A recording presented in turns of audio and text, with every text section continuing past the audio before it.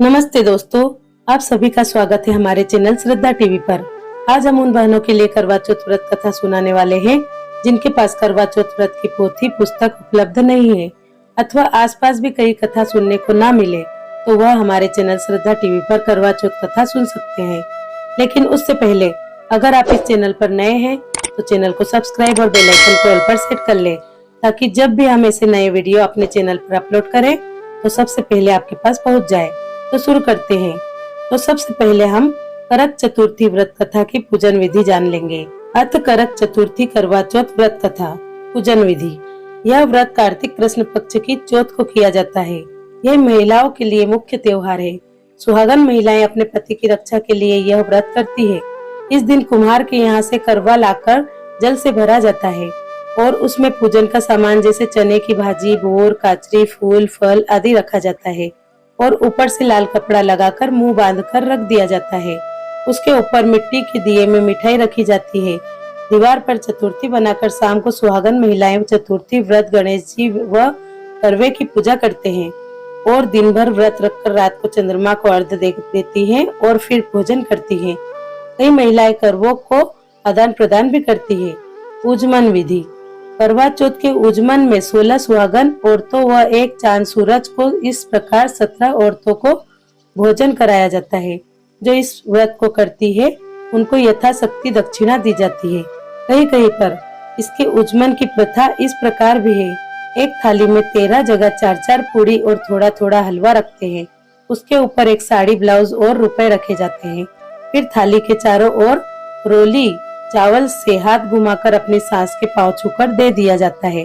आइए अब हम जानते हैं करवा चौथ व्रत कथा। मंधाता कहने लगे कि जिस समय अर्जुन नीलगिरी पर्वत पर तप के लिए चले गए तो उनके पीछे द्रौपदी खिन्न होकर चिंता करने लगी कि अर्जुन ने बड़ा कठिन कर्म प्रारंभ कर दिया है, किंतु विघ्न डालने वाले शत्रु अनेक हैं। इस प्रकार चिंता करके श्री कृष्ण जी से सब विघ्नों के नाश करने का उपाय पूछने लगी। द्रौपदी ने कहा कि हे सर्व जगत के नाथ, आप मुझे कोई ऐसा व्रत बताने की कृपा करें जिसके करने से सभी विघ्न दूर हो जाए।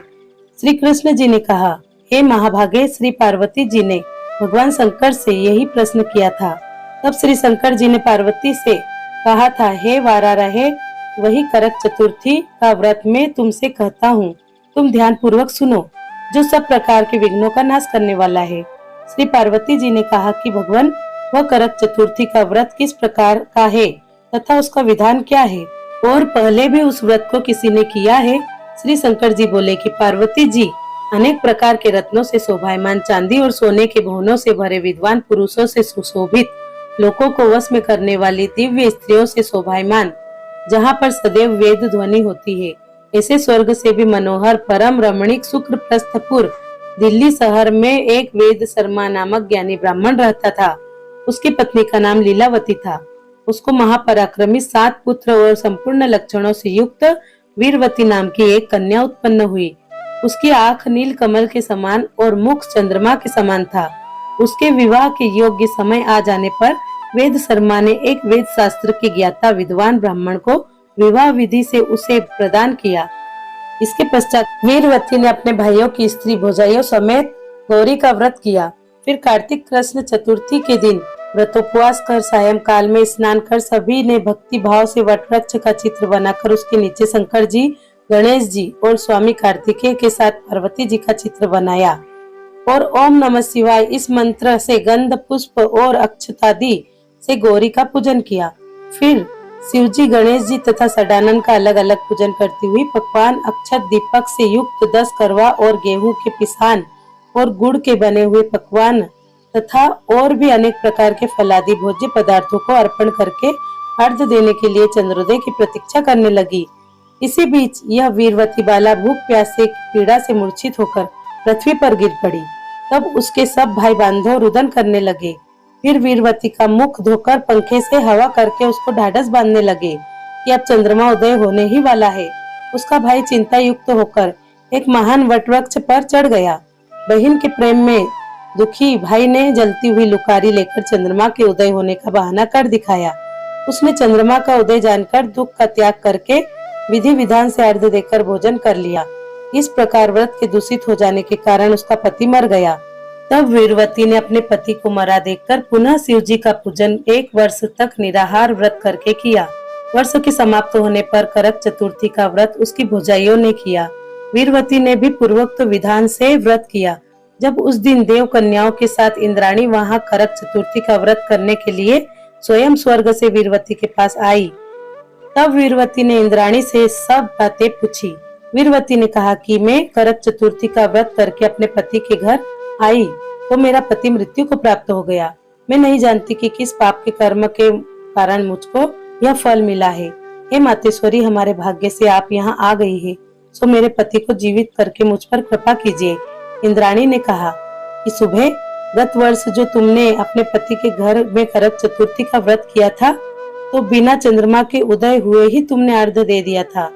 इसी से व्रत दूषित हो गया और तुम्हारा पति मृत्यु को प्राप्त हो गया। अब तुम यत्न के साथ इस करक चतुर्थी व्रत का करो। तत्पश्चात इस व्रत के प्रभाव से मैं तुम्हारे पति को जीवित कर दूंगी। श्री कृष्ण जी कहने लगे कि हे द्रौपदी, इंद्राणी के वचन सुनकर वीरवती ने विधान पूर्वक व्रत किया। इस प्रकार उसके करक चतुर्थी का व्रत करने से इंद्राणी ने प्रसन्न होकर जल के द्वारा अभिसिंचन कर उसके पति को जीवित कर दिया। वह देवता के समान हो गया। इसके पश्चात वीरवती अपने पति के साथ घर आकर आनंद करने लगी। वीरवती के साथ व्रत के प्रभाव से उसका पति धन धान्य और पुत्र तथा आयु को प्राप्त हुआ। इसलिए तुम भी इस व्रत को यत्न पूर्वक करो। सूत जी कहने लगे, हे ऋषियों, इस प्रकार श्री कृष्ण जी के वचनों को सुनकर द्रौपदी ने इस करवा चौथ व्रत को किया, जिसके प्रभाव से पांडवों ने संग्राम में कौरवों को जीतकर अतुलनीय राज्य को प्राप्त किया, जिससे उनका सब दुख दूर हो जाता है। इति श्री वामन पुराण अंतर्गत करक चतुर्थी करवा चौथ व्रत कथा समाप्त। इस प्रकार कथा समाप्ति के बाद हम श्री त्रिगुण शिव जी की आरती कर लेंगे और चंद्रमा के उदय होने के बाद हम चंद्रमा को अर्घ्य देकर विधि विधान से पूजा करने के बाद अपने पति के हाथों से जलपान करने के पश्चात ही भोजन करेंगे। तो दोस्तों, आपको यह कथा अगर अच्छी लगी हो तो ज्यादा से ज्यादा शेयर करें और लाइक करें।